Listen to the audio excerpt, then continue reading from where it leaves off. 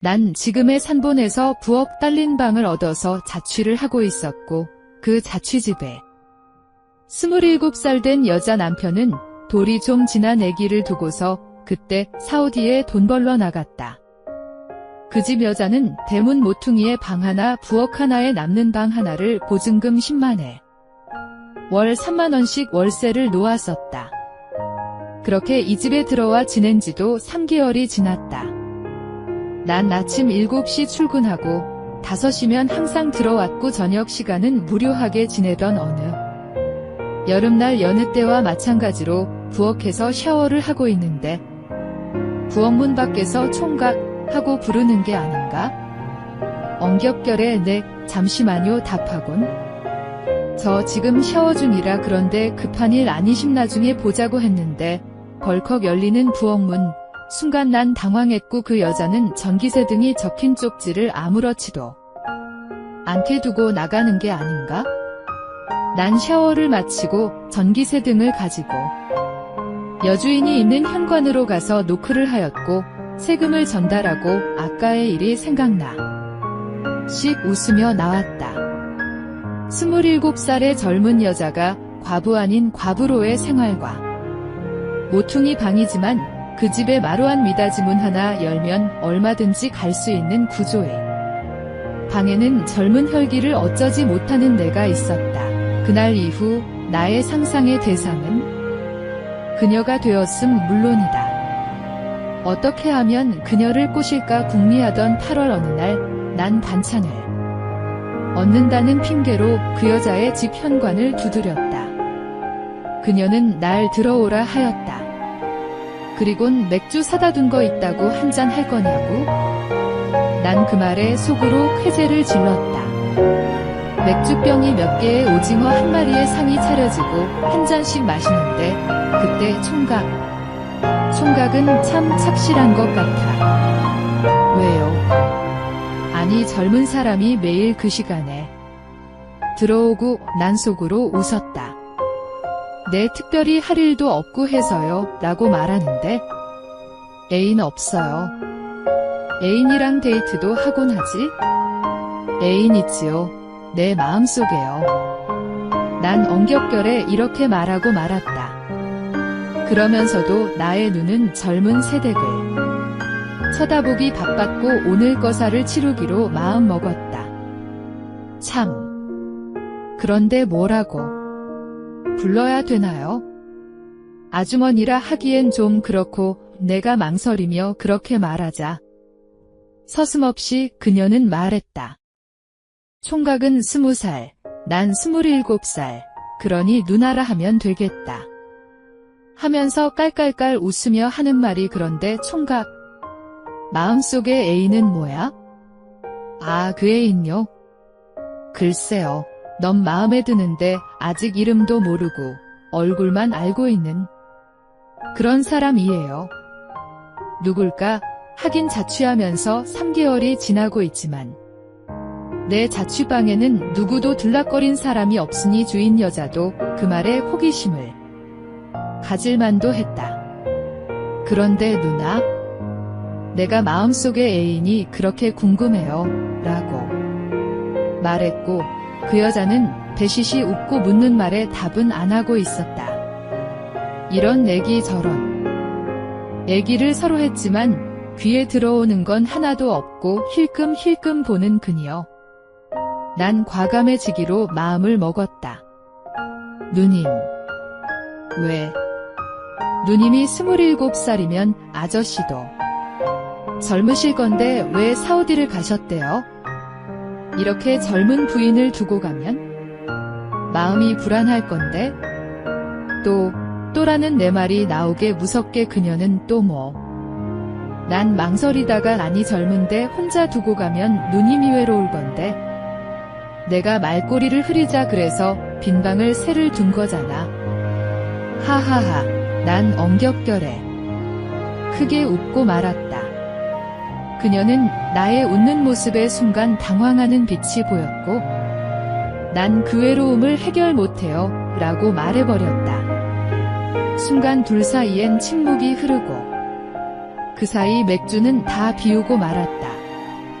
그녀는 냉장고에서 맥주 몇 병을 더 가져와서는 나 동생한테 이런 말 해도 돼 라고 말했고 이내 말씀해보세요 라고 말을 했는데 저저 하면서 망설이는 그녀였다. 에이, 무슨 말씀인데 망설이세요? 무슨 말이든 해보세요. 그녀는 동생이 혼자 위로할 때 그 상대가 마음속에 애인이야? 난 동생 몇 번 보았어. 저기 저 문틈으로. 난 순간 그 문으로 눈길이 향하였고 옛날 집의 미닫이 문이 간격이 조금 벌어져 있는걸 보았다. 난 네 라고 답하였고 그 상대가 누님이라고 말해버렸다. 그리곤 그녀를 이끌어던 중 나와 그녀는 그 상태에서 굳어 바리는 듯 했다. 누군가 현관문을 여는 소리와 동시에 마루에 서 있던 우리는 순간 현관으로 눈이 향했고 거기엔 어떤 여자가 멍하니 바라보고 있었다. 현수 엄마. 그 여자는 그녀를 그렇게 부르곤 뒤도 돌아보지 않고 나갔다. 누구야? 난 그녀에게 물었고 동네 친구. 휴. 어떻게 하지? 그녀는 어찌할 줄 몰랐고 걱정이 태산 같아 보였다. 누님. 걱정마 뭔 일이야 있겠어? 아니야. 저 여자 말이 많아서 동네 소문 다 날 건데 어쩌면 좋지? 그 당시의 산보는 겨우 50여 호 있는 작은 시골 동네였다. 누님. 어차피 벌어진 일이고 내가 알아서 할게. 동생이 뭘 어찌 알아서 한다고. 난 입가에 웃음을 지었다. 왜 웃어? 누님. 어차피 이렇게 된 일인데 가서 그 아줌마 데리고 와. 같이 맥주 한 잔 하자고. 30여 분이 지나도 그녀는 오지 않았다. 그때 철대문이 열리는 소리가 들렸고 분명히 발자국 소리가 한 명의 소리가 아님을 알았다. 그래. 저렇게 같이 오는 것 보면 일은 쉽게 되겠다라고 난 속으로 생각했다. 그녀들이 들어올 때도 태연하게 있었다. 어서 오세요. 들어오세요. 난 나의 집인 양 그렇게 말하였고 그러한 태도에 말문이 막힌 건 오히려 그 여자였다. 에구 우리 현수 깨었네. 주인집 여자는 얼른 애를 보듬고 우유를 먹이러 방으로 들어가고 어색하게 그 여자와 있었다. 저 기상하게 보이고 그러실지 모르겠지만 이리 앉으세요. 그녀와 나는 서로 침묵이 흘렀다. 나도 한 잔 주세요. 말을 먼저 꺼낸 건 그 여자였다. 잠시만 나갔다 올게요. 맥주도 없는 것 같은데 제가 가게에 다녀올게요. 그래요. 그런데 맥주하고 소주도 사오세요. 네.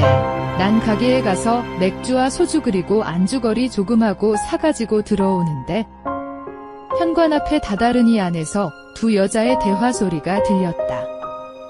난 담배 한 대 물고 잠시 그들의 대화를 듣기로 했다. 현수 엄마. 언제부터 저 총각이랑 그런 거야? 그녀는 대답이 없었다. 저 총각 여기 온 지 서너 개월 되었지?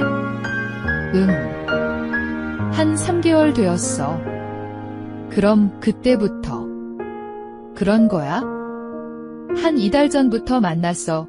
난 그 소리에 까물어 칠 뻔했다. 오늘 처음 만난 것을 2달 전부터라 말하고 있었다. 그래. 저 총각 몇 살인데? 20살이야. 와. 그럼 힘은 죽이겠다.